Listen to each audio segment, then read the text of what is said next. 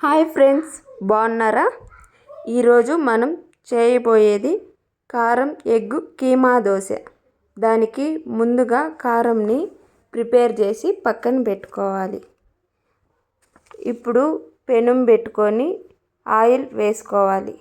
అలాగే 2 ఆనియన్స్ని తీసి సన్నగా కట్ చేసి ఆయిల్ కాగిన తర్వాత వేసుకోవాలి. పచ్చిమిర్చి, కరివేపాకు, అల్లం వెల్లుల్లి పేస్ట్ వేసి అది బాగా వేగిన తర్వాత టమోటా ఒకటి వేసి వేయించుకోవాలి.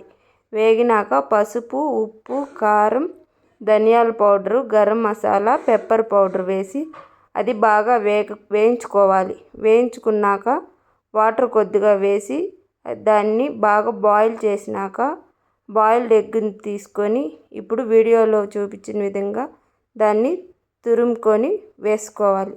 దాన్ని ఒకసారి బాగా మిక్స్ చేసుకున్న తర్వాత కొద్దిగా కొత్తిమీర వేసి దింపి పక్కన పెట్టుకోవాలి.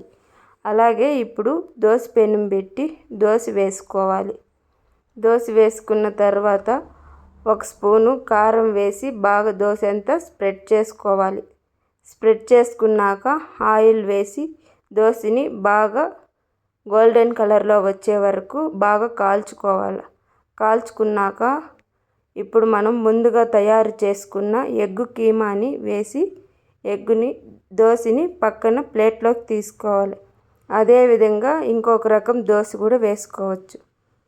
ఊతప్పంలాగా దోశ వేసి దాని మధ్యలో ఇప్పుడు ముందుగా తయారు చేసిన ఎగ్ కీమాని వేసి దాని మీద ఆయిల్ వేసి దాని మీద ఒక మూత పెట్టి బాగా కుక్ చేసుకోవాలి. అంతే, ఎగ్ కీమా దోశ రెడీ. అదేవిధంగా కొంచెం ప్రేమతో వండి పెట్టండి. ఎలాంటి వంట అయినా సరే బాగా కుదురుతుందండి. మర్చిపోకుండా ఒక లైక్ కొట్టండి.